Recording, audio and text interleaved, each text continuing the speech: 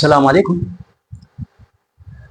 आज का lecture female reproductive system की स्ट्रक्चर के सिलसिले में है। यानी इस लेक्चर में हम फीमेल रिप्रोडक्टिव सिस्टम का स्ट्रक्चर बयान करेंगे और इसके बाद फिर दूसरा जो लेक्चर होगा इंशाल्लाह इसमें फिर हम फीमेल रिप्रोडक्टिव सिस्टम का फिर फंक्शन क्या करेंगे अब वो बयान करेंगे। तो फीमेल रिप्रोडक्टिव सिस्टम जो होता है ये मेल के मुकाबले में बहुत पेचीदा सिस्टम है, क्योंकि इस सिस्टम में न ही सिर्फ अंडे तैयार होती है बल्कि इन अंडों के नतीजे में या इस एम्ब्रियो बन जाता है और एम्ब्रियो के बाद जब फीटस बन जाता है तो इस फीटस को 9 महीने तक जो इसको खुराक देना और इसकी हिफाजत करना ये भी इस सिस्टम की क्या है जिम्मे है, ये भी इसकी जिम्मेदारी में है। तो ये बहुत लंबा जो होता है ये सिस्टम लंबे अरसे पर इसका क्या है मुश्तमिल होता है, इसका जो फंक्शन होता है वो बहुत लंबे अरसे पर मुश्तमिल है। तो फीमेल रिप्रोडक्टिव सिस्टम जो होता है ये 5 ऑर्गन पर मुश्तमिल है। इसमें 2 ओवरीज हैं यानी पेयर ऑफ ओवरीज और 2 ओविडक्ट्स हैं जो यानी वो नालियां जिसके जरिए फिर अंडे निकलती है। फिर तीसरा इसका ऑर्गन यूट्रस है, फिर सर्विक्स है और फिर इसके बाद क्या है विजाइना है। तो सबसे पहले हम ओवरीज की तरफ आते हैं। ओवरीज जो होता है ये फीमेल रिप्रोडक्टिव सिस्टम का वो ऑर्गन है जिसमें अंडे क्या होते हैं मैच्योर होते हैं। अंडे तैयार नहीं होते, अंडे मैच्योर होते हैं, क्योंकि अंडे जो होते हैं वो तो माइटोसिस फर्स्ट डिवीजन में प्रोफेज के मरहले तक वो तो जब बच्ची माँ के पेट में होती है उधर ये मरहला मुकम्मल हो जाता है। तो अंडे तो उधर ही बने हुए होते हैं, यहाँ पर सिर्फ इन अंडों की क्या होती है मैच्योराइजेशन होती है, वो मैच्योर होते हैं। तो ये रिप्रोडक्टिव सिस्टम का वो हिस्सा है जहाँ पर अंडे तैयार होते हैं। तो ये इसका जो स्ट्रक्चर है ये एमंड शेप के होते हैं। इसका जो शेप होता है ये इसका शक्ल बादाम की शक्ल की तरह इसका शक्ल होता है और इसका जो लोकेशन है लोकेशन वो जो यूट्रस होता है ये एक ओवरी यूट्रस के एक तरफ और एक ओवरी जो होता है यूट्रस के दूसरी तरफ क्या होता है और यहाँ पर एक कनेक्टिव टिश्यूज हैं जिसको लेगामेंट कहते हैं। ये कनेक्टिव टिश्यू लेगामेंट की मदद से ये ओवरी जो होते हैं ये यूट्रस के साथ क्या होते हैं जुड़े हुए होते हैं। यूट्रस जो होता है इसकी जो लंबाई है वो 3 से 5 सेंटीमीटर इसकी लंबाई है और चौड़ाई इसकी 2 से 3 सेंटीमीटर तक इसकी चौड़ाई है।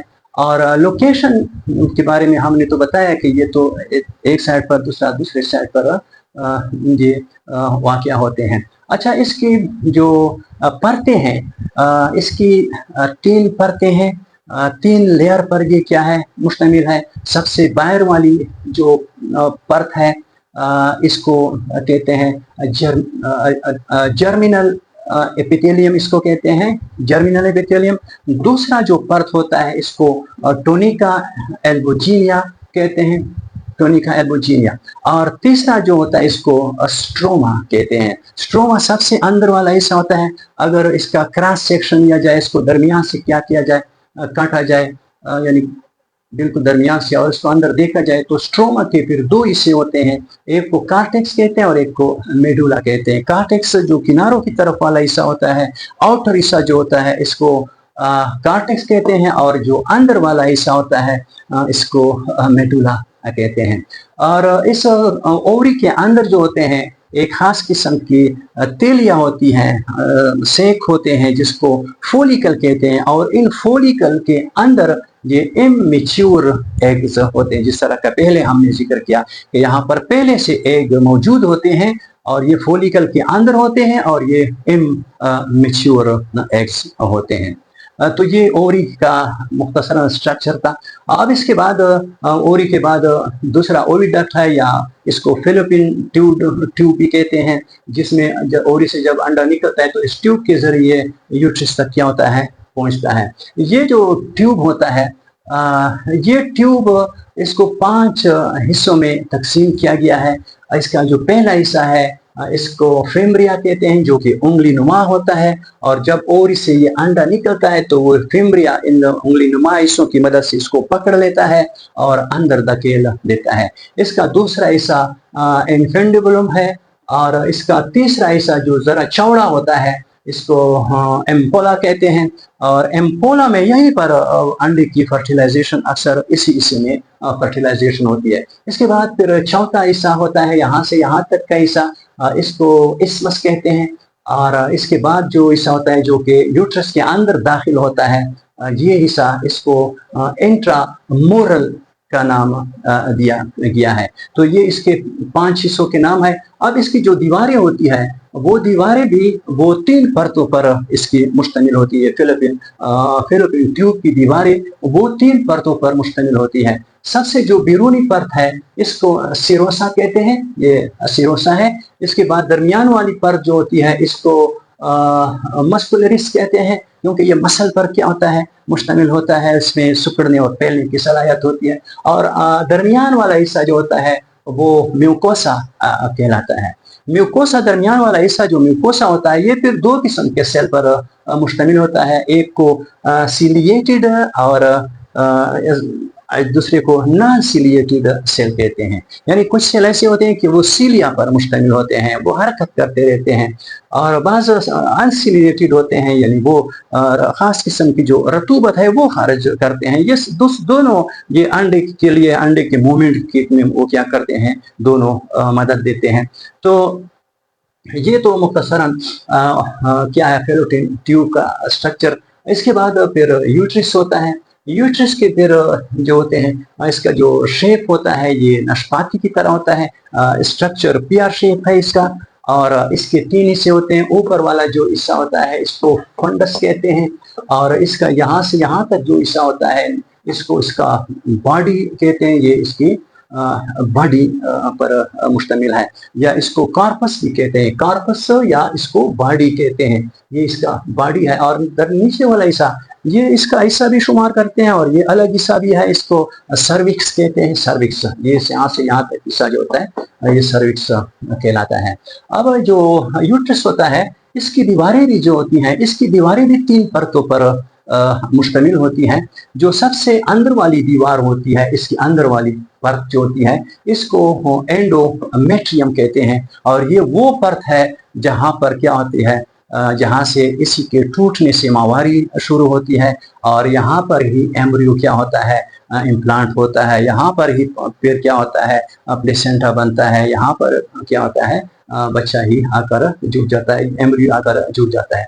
दूसरा हिस्सा इसका दूसरा परत जो इसको मायोमेट्रियम कहते हैं, और आखिरी जो परत होती है इसको पेरीमेट्रियम कहते हैं। तो ये इसकी 3 परतें हैं, 3 परतें और 3 इसके हिस्से हो गए। इसके बाद जो हिस्सा होता है कैनाल जैसा, जिसको सर्विक्स कैनाल कहते हैं, ये सर्विक्स कहलाता है।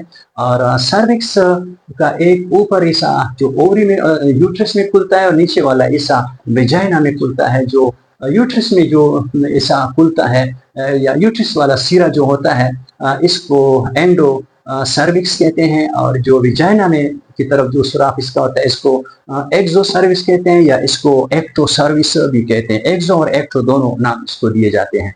प्लग जो होता है इसकी दीवार जो होती है वो 2 लेयर पर मुश्तमिल है, और ये जो लेयर है सर्विक्स, अच्छा इसका स्ट्रक्चर जो होता है, इसकी जो लंबाई है 2.5 से 3.5 सेंटीमीटर तक इसकी क्या होती है, लंबाई होती है। अच्छा यूट्रस की हमने लंबाई के बारे में नहीं बताया। यूट्रस जो होता है 8 सेंटीमीटर लॉन्ग होता है, 5 सेंटीमीटर वाइड होता है, 4 सेंटीमीटर थिक होता है, और 80 से इसका जो वॉल्यूम होता है, अंदर जो वॉल्यूम इसके अंदर आ सकता है वो 80 से 200 मिलीलीटर वॉल्यूम क्या होता है इसका होता है।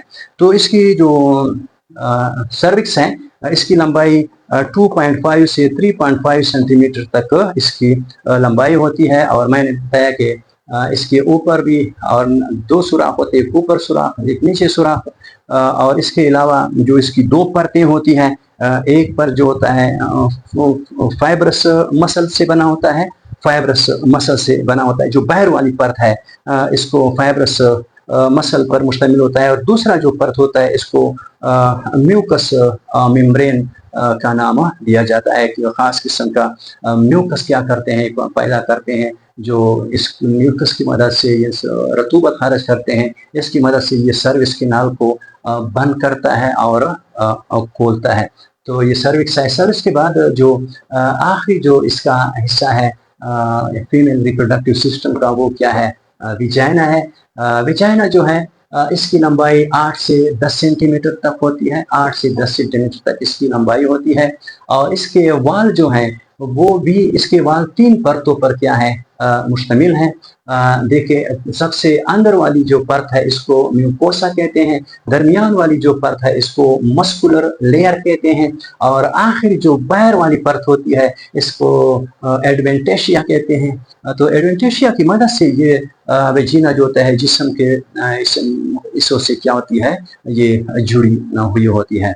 इसके अंदर कोई ग्लैंड नहीं है, कोई ग्लैंड यहाँ पर नहीं होता, लेकिन यहाँ पर एक खास किस्म की रतूबत पैदा होती है। और वो रतूबत इसको हर वक्त क्या करती रहती है, साफ करती रहती है। और इसी वजह से इसको सेल्फ, इस अमल को सेल्फ क्लीनिंग का नाम दिया जाता है।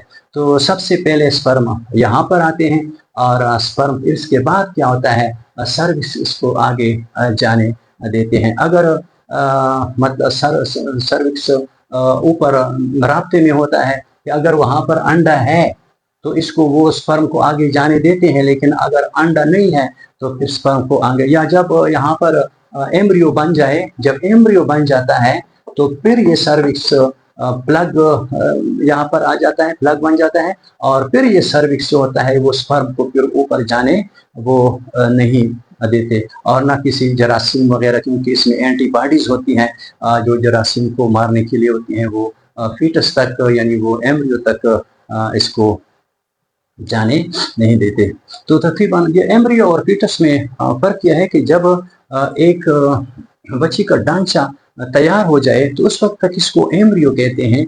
जब इसके तमाम अज़ा, इसका नक्शा मुकम्मल हो जाता है तो इसको एम्ब्रियो कहते हैं। लेकिन इसके बाद जब इसकी डेवलपमेंट शुरू हो जाती है, इसको हर हिस्से का बढ़ना, और तो फिर इसको फिर फीटस या फीटल कहते हैं।